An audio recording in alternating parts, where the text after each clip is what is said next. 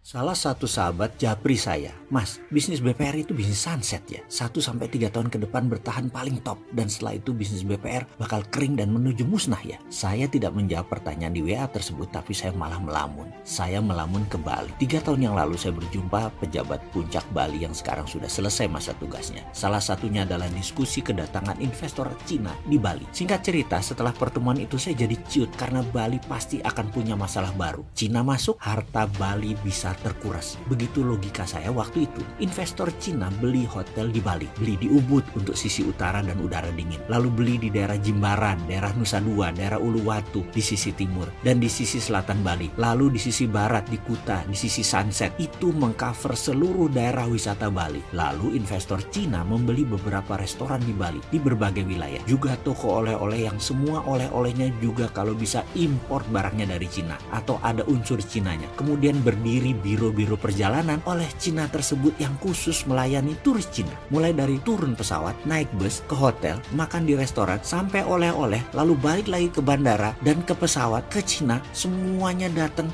dari poin-poinnya adalah milik mereka sendiri, milik Cina. Mereka membayar pakai Alipay. Jadi sebenarnya duit tidak beredar keluar dari Cina. Hanya buat OPEX, operation expenditure di Bali saja uangnya keluar. Bayar gaji karyawan dan membeli bahan supplier hotel dan restoran saja. Tidak lebih 20% dari nilai turis tadi spending. Sisanya balik ke Cina lagi. Pintar ya Cina? Atau kita yang geblek? Kita perdalam khususnya Alipay yang muter balik uang ke Cina Tiongkok semuanya. Bagi Cina, Alipay adalah cara untuk uang tetap beredar di Cina walaupun warganya keluar dari Cina. Dan bagi pengusaha Cina, penting untuk membuat ekosistem uang Cina beredar tadi. Beli aset dari hulu ke hilir. Jadi Indonesia yang dipakai itu hanya kedapatan 20%. Indonesia dapat apa lagi? Ya dapat tai sama kencingnya orang Cina Tiongkok tadi. Dah itu doang. Alipay sekali lagi adalah alat bayar digital dan ini merupakan future transaction yang sudah hadir saat ini yang dipakai Cina sebagai kekuatan ekonominya. Alipay hadir bukan dari lembaga keuangan seperti bank atau BPR. Alipay lahir dari platform Alibaba, platform Niaga. GoPay juga bukan dari lembaga keuangan. GoPay lahir dari bisnis transportasi. T-Cash lahir dari Telkomsel, bukan lembaga keuangan. Jadi lembaga keuangan perbankan merupakan sunset industri. Kejam ya dunia digital itu. Bank sebagai lembaga untuk menaruh duit pun akan berpindah. Kalau ATM dan paymentnya sudah beragam feature dan bukan produk bank,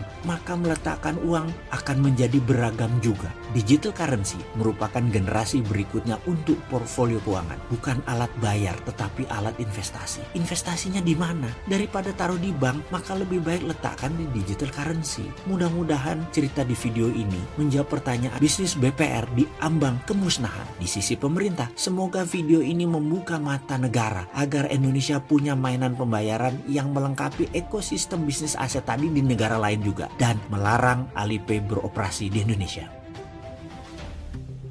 Hai, kamu tahu nggak sih? Pakai Dinaran, kalian bisa beli emas dengan biaya 10.000 aja loh. Kamu bisa transaksi emas dengan sistem digital jauh lebih mudah. Beli emas, belanjakan emas, ambil emas, beri atau transaksi emas bisa dimanapun kalian lakukan. Selain itu, rupiahmu jauh lebih aman dengan underlying emas tanpa takut berkurang dan cenderung naik setiap waktunya. Di Dinaran, setiap rupiahmu bernilai emas. Jadi, download Dinaran sekarang juga.